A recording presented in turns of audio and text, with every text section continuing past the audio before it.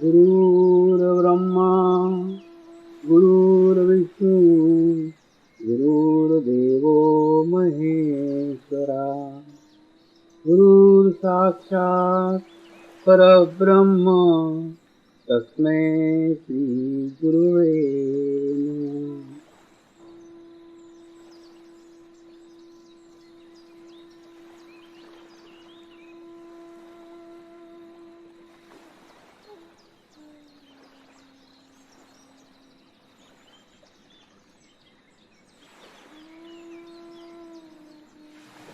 मेरे साथ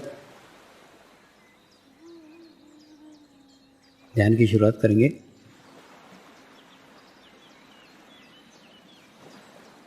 मैं एक पवित्र आत्मा हूँ।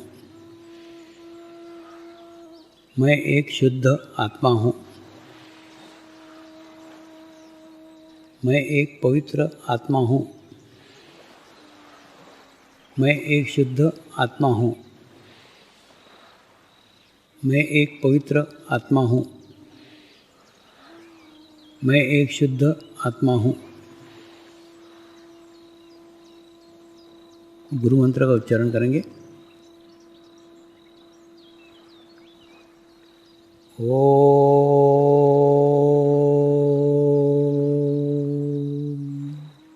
श्री शिवकृपानंद स्वामी नमो नमः। ओम श्री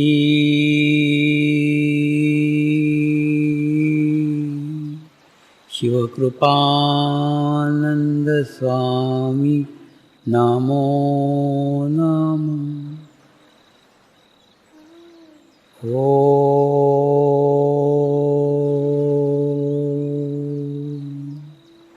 श्री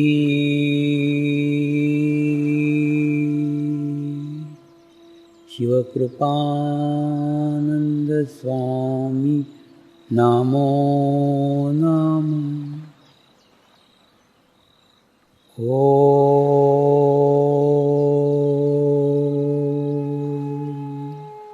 श्री शिवकृपानंद स्वामी नमो नमः।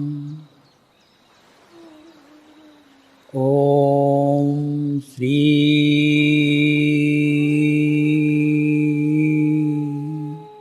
शिवकृपानंद स्वामी नमो नमः।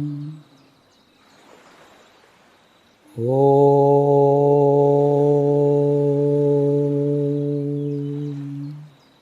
श्री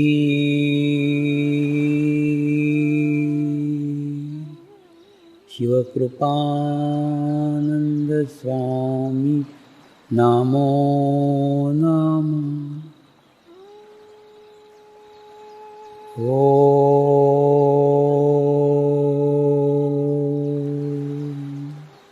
श्री शिवकृपानंद स्वामी नमो नमः।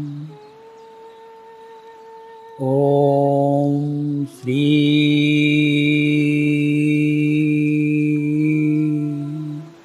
शिवकृपानंद स्वामी नमो नमः। ओम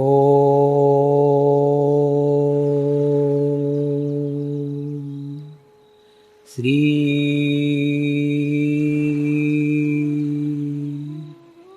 शिवकृपानंद स्वामी नमो नमः। मेरे भी जीवन में वो समय, वह स्थान आए जब मेरा अस्तित्व शून्य हो जाए, मैं भी परमात्मा मय हो जाऊँ, मैं भी परमेश्वर मय हो जाऊँ। ऐसी बार बार प्रार्थना करता था। इस प्रार्थनाओं के कारण ही मेरे जीवन में मेरे गुरु शिव बाबा का आगमन हुआ और नेपाल में हिमालय में उन्होंने बुला करके अपनी गुफा में मुझे आत्म साक्षात्कार कराया। मुझे आत्म अनुभूति कराई। उन्होंने कहा, पिछले 40 सालों से मैं तेरा यहाँ इंतजार कर रहा हूँ। मेरे जीवन का उद्देश्य मुझे गुरु ने दी हुई धरोहर ज्ञान तुझे सौंपना है, इसलिए मैं 40 साल से इंतजार कर रहा हूँ। और उसके बाद में जैसे उन्होंने अनुभूति कराई, जैसे उन्होंने अनुभव कराया, मैं 3 दिन के लिए समाधि के स्थिति में चला गया। वो क्षण, वो अनुभूति मुझे जीवन भर याद है। मुझे भी लगता है प्रत्येक साधक ने अपने जीवन में वो क्षण, वो अनुभूति को बार बार याद करना चाहिए। जैसे हमारा चित्त उस क्षण पे जाता है, वो हमारे जीवन का टर्निंग पॉइंट है। उस घटना पे जाता है तो तुरंत एक अच्छी स्थिति, एक अच्छे वाइब्रेशंस हमको अनायास ही प्राप्त हो जाते हैं। तो जैसे ही उन्होंने अनुभूति कराई, उसके बाद में वो परमात्मा नहीं थे, वो परमेश्वर नहीं थे, मेरे इस तरीके सामान्य 2 हाथ और 2 पैर के व्यक्ति थे।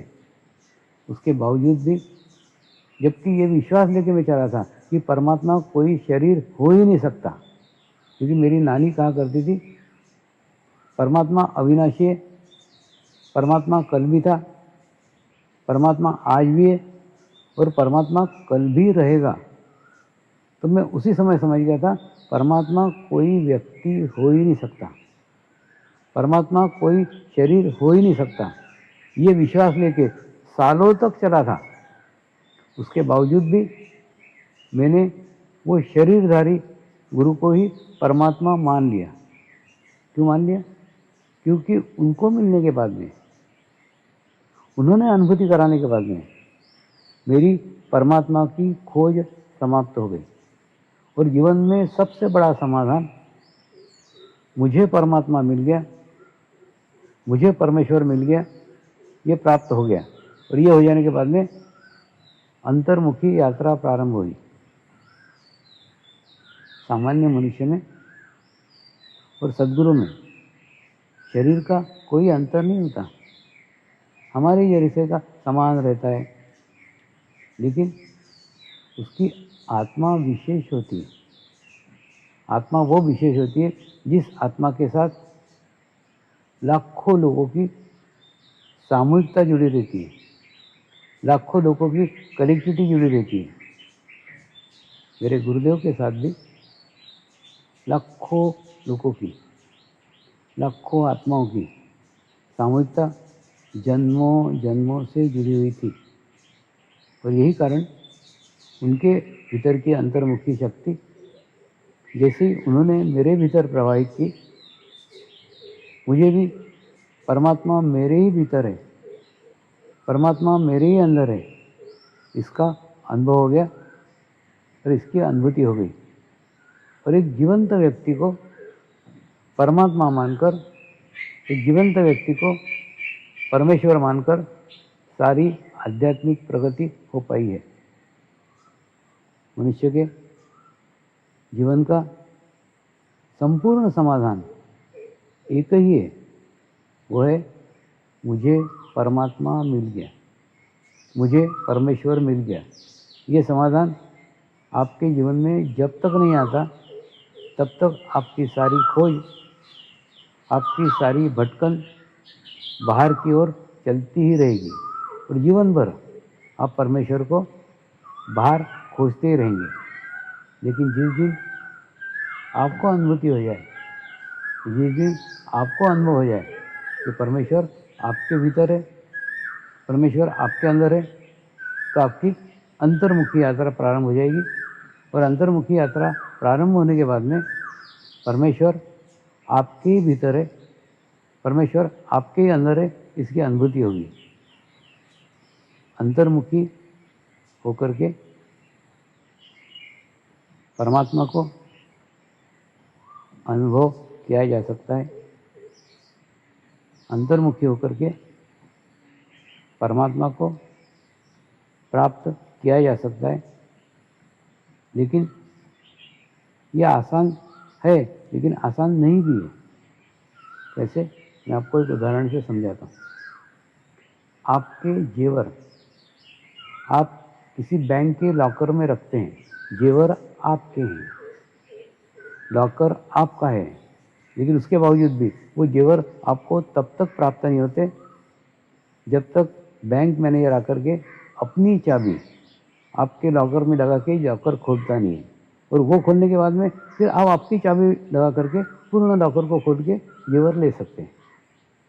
यानी आपके ही जेवर होते हुए भी आप उस मैनेजर की चाबी लगाए बिना आप वो जेवर प्राप्त नहीं कर सकते। बिल्कुल ठीक ऐसा ही परमेश्वर आपके ही भीतर है, परमात्मा आपके ही अंदर है, लेकिन आपके पास है, आपके करीब है। वो करीब होने के बावजूद भी उस परमात्मा तक पहुंचने के लिए सद्गुरु रूपी चाबी की आवश्यकता होती है।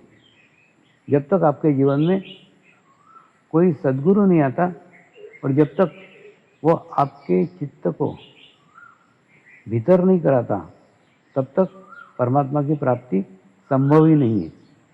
और इसके लिए आपको अंतर्मुखी होने की आवश्यकता है, और अंतर्मुखी तभी होंगे जब आपके जीवन में सद्गुरु का आगमन होगा। अंतर्मुखी होना और अंतर्मुखी होकर के परमात्मा की प्राप्ति करना, परमेश्वर की प्राप्ति करना, यह योग का प्रमुख उद्देश्य है। जब यह प्राप्ति हो जाती है तो धीरे धीरे धीरे, इसमें चमत्कार कुछ नहीं है, इसमें मिरेकल्स कुछ नहीं है। जो भी होता है वो एक क्रमबद्ध तरीके से, वो एक लयबद्ध तरीके से होता चला जाता है। देखिए, ये योग यानी आत्मा का परमात्मा के साथ योग, और ये योग होने के बाद में आपके शरीर का भाव धीरे धीरे धीरे धीरे धीरे धीरे कम होना प्रारंभ हो जाता है, और आपके शरीर के अंदर आपके आत्मा का भाव धीरे धीरे धीरे धीरे बढ़ना प्रारंभ हो जाता है। और प्रारंभ होने के बाद में आपके जीवन की सभी समस्याओं का निदान योग है। देखिए, योग एक ऐसा माध्यम है जिसके माध्यम से आपके जीवन की सभी समस्याओं का हल है। क्यों? आप जरा सूक्ष्मता से देखो ना, थोड़े गहराई से सोचो ना कि आपके जीवन की सारी समस्याएं, जरा गौर से सुनो, आपके जीवन की सारी समस्याएं केवल और केवल आपके शरीर से संबंधित है। कोई भी ऐसी समस्या नहीं है, कोई भी ऐसी प्रॉब्लम नहीं है जो आपके शरीर से संबंधित नहीं हो। यही कारण है, जैसे जैसे आप में शरीर भाव बढ़ता है वैसे वैसे वो समस्या भी बढ़ने लग जाती है। इसलिए इसके अंदर शरीर भाव को कम करने का प्रयास ही नहीं किया गया है।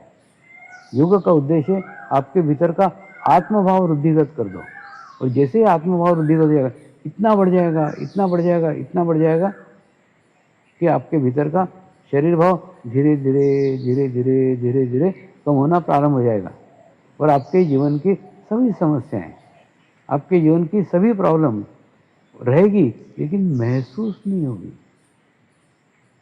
देखिए, होना और महसूस होना में खूब अंतर है। मैं आपको एक उदाहरण से समझाने का कोशिश करता हूँ। समझ लो, एक पानी का ग्लास है। हाँ, पानी का ग्लास में एक चम्मच काली शाही डाल दो, तो एक चम्मच काली शाही डालने से, एक चम्मच काली शाही डालने से पूरे ग्लास का पानी काला हो जाता है। क्यों?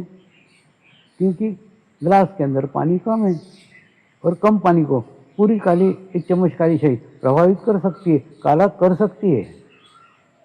लेकिन वही एक चम्मच काली शाही आप जाकर के गंगा नदी में डाल दो तो काली शाही कहाँ चली गई आपको पता भी नहीं चले। तो वहाँ जाके वो काली शाही क्या गोरी हो जाएगी, सफ़ेद हो जाएगी? नहीं, वो वहाँ पे भी काली रहेगी, लेकिन उसका अस्तित्व नगण्य हो जाएगा। बिल्कुल ठीक ऐसा ही, अगर आप योग करते हो तो योग करते हो यानी आपकी आत्मा परमात्मा के साथ समरस हो जाती है। तो समरस होने के बाद में आपका अस्तित्व नगण्य हो जाता है। तो फिर आपकी समस्याएं, आपके प्रॉब्लम, आपका शरीर का ही अस्तित्व नगण्य हो गया तो शरीर से संबंधित जितनी भी समस्या है, आपके जीवन के जितने भी प्रॉब्लम्स हैं, सभी प्रॉब्लम नगण्य हो जाएंगे, यानी उनका अस्तित्व शून्य हो जाएगा, उसका महत्वहीन हो जाएगा। क्यों? क्योंकि आपके अंदर आत्मभाव वृद्धि हो जाएगा। योग का क्षेत्र खूब विशाल है, खूब बड़ा है। देखिए, एक तो मनुष्य के भीतर का शरीर भाव कम करके आत्मभाव को वृद्धित करना और उसके जीवन के सभी समस्याओं का निदान करना, यह योग का क्षेत्र है। दूसरा, मनुष्य को धर्म जागृत करना। धर्म यानी आप जो सोच रहे हो ना, हिंदू धर्म, मुस्लिम धर्म, क्रिश्चियन धर्म, मैं इन धर्मों की बात ही नहीं कर रहा हूँ। ये धर्म नहीं है, ये उपासना की पद्धतियाँ हैं। हो सकता है आपकी उपासना की पद्धति अलग हो सकता है मेरी उपासना की पद्धति अलग हो, हम दोनों की उपासना की पद्धतियाँ भले ही अलग हो, लेकिन हम दोनों का धर्म एक ही है। हम दोनों मनुष्य हैं, इसलिए इसके अंदर मनुष्य धर्म जागृत होता है। यहाँ धर्म का आशय उस ज्ञान से है क्या करना चाहिए और क्या नहीं करना चाहिए। इसका ज्ञान आपको आपके भीतर से ही होना प्रारंभ हो जाता है। फिर आप जीवन में क्या करना चाहिए, क्या जीवन में क्या नहीं करना चाहिए, इसका संपूर्ण ज्ञान उपदेशों से नहीं, आप आपके भीतर से, आपके अंदर से प्राप्त करते हैं। आपकी आत्मा ही इतनी सशक्त हो जाती है, इतनी स्ट्रांग हो जाती है कि वही आपका गुरु बन जाती है। हम जैसे अच्छा भोजन करते हैं तो उससे हमारा शरीर सशक्त होता है, तंदुरुस्त होता है, ताकतवर होता है। करते हैं ना, हम शरीर को तंदुरुस्त करने के लिए, शरीर को मजबूत करने के लिए, शरीर को स्ट्रांग करने के लिए व्यायाम करते हैं, उसके बाद में योगासन करते हैं। लेकिन कभी आत्मा को स्ट्रांग करने के लिए कुछ करते हैं क्या? नहीं। आत्मा को स्ट्रांग करने के लिए ध्यान करने की आवश्यकता है। ध्यान के माध्यम से जैसे आपके भीतर का आत्मभाव जागृत होगा, वैसे वैसे आपका आत्मा सशक्त होगा, स्ट्रांग होगा। तो स्ट्रांग होकर के फिर आपको सही गाइडेंस करेगा।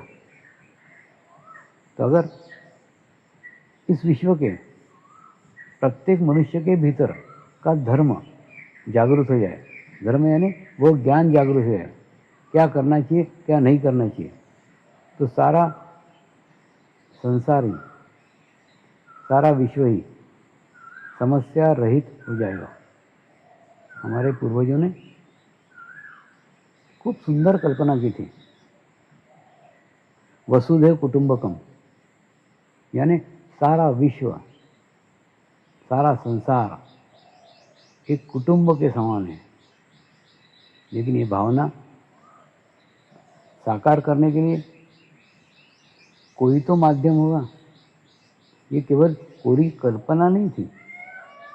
तो इसके साकार करने का माध्यम कोई उपासना पद्धति नहीं हो सकती।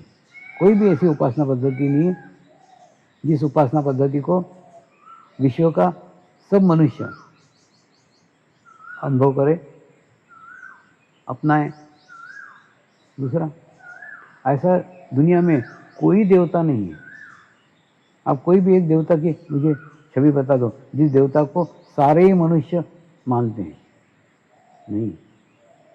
अरे बाबा, संसार का तो छोड़ो, पत्नी का देवता अलग है, पति का देवता अलग है।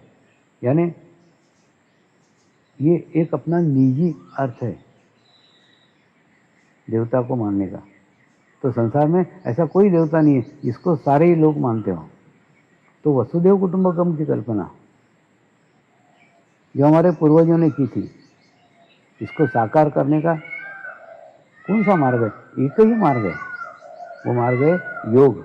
योग के माध्यम से वसुदेव कुटुंबकम की कल्पना संपूर्णतः साकार हो सकती है। आज समर्पण ध्यान संस्कार विश्व के 29 से अधिक देशों में अपनाया गया है और पिछले 25 सालों से अलग अलग जाति के, अलग अलग रंग के, अलग अलग देश के, अलग अलग भाषा के लोगों ने इस संस्कार को ग्रहण करके आत्म अनुभव प्राप्त किया है, आत्म अनुभूति प्राप्त की है। दूसरा विशेषता है, इनका रंग अलग अलग हो सकता है, इनकी जाति अलग अलग हो सकती है, इनका धर्म अलग अलग हो सकता है, इनका देश अलग अलग हो सकता है, इनका लिंग अलग हो सकता है, लेकिन अनुभूति समान है। सबको एक ही अनुभूति है, समान है। परमेश्वर की बड़ी कृपा है, परमेश्वर की बड़ी करुणा है।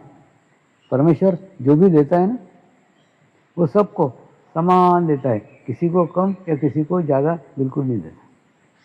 तो सबको समान अनुभूति हुई, समान अनुभव हुआ है। तो योग का क्षेत्र इतना विशाल है कि मनुष्य को मनुष्य से जोड़ सके, इतना बड़ा क्षेत्र योग का है।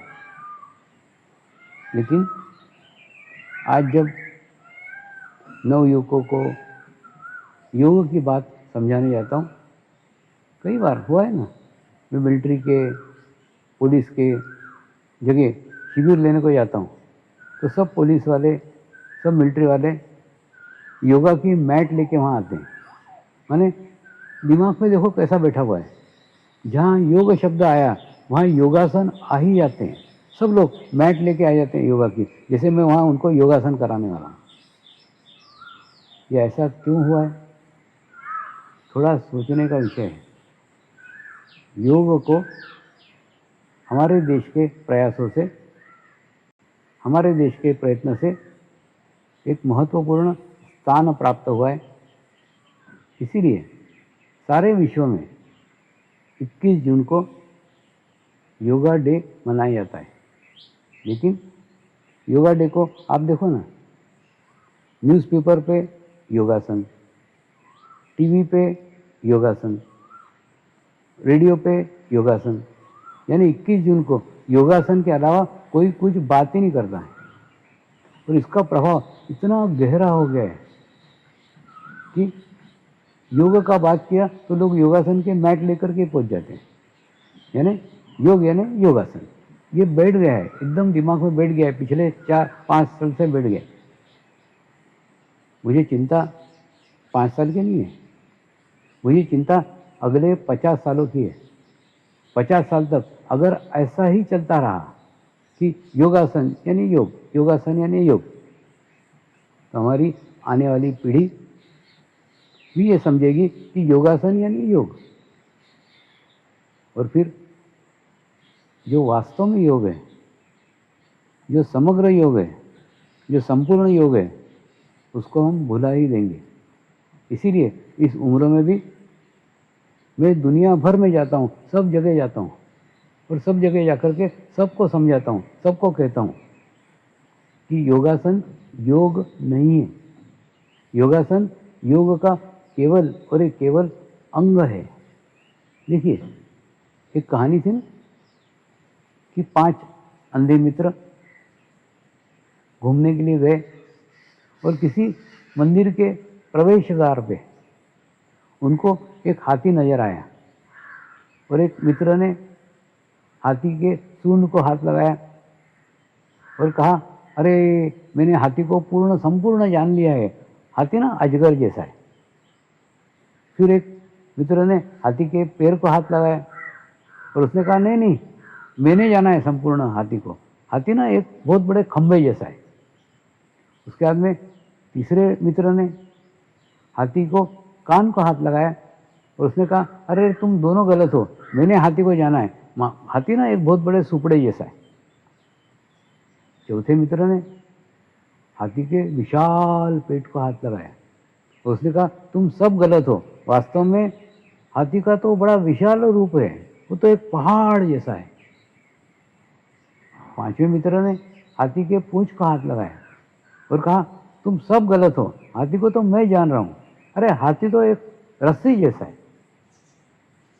पांचों मित्रों ने हाथी के केवल और केवल एक अंग को स्पर्श करके, केवल और केवल एक अंग को जान करके हाथी के पूर्ण रूप की कल्पना करनी थी, लेकिन वो केवल एक अंग था।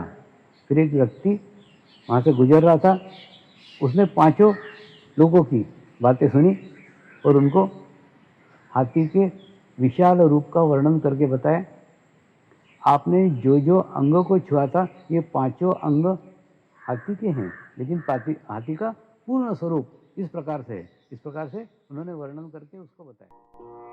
प्रार्थना करेंगे। हे परमात्मा, हम सभी पवित्र आत्माएं आपको हृदय से प्रार्थना करते हैं कि सारे विश्व में शांति हो, सारे विश्व के आत्माओं की आध्यात्मिक उन्नति हो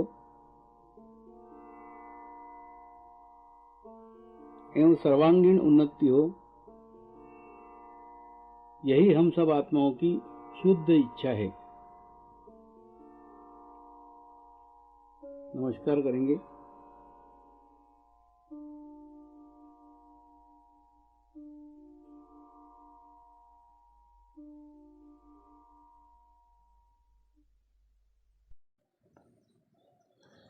हे परमात्मा, हम सभी पवित्र आत्माएं आपको हृदय से प्रार्थना करते हैं कि हमारे सद्गुरु श्री शिव कृपानंद स्वामी जी का स्वास्थ्य सदैव अच्छा रहे, उनकी आयु दीर्घ हो, यही हम सब आत्माओं की शुद्ध इच्छा है,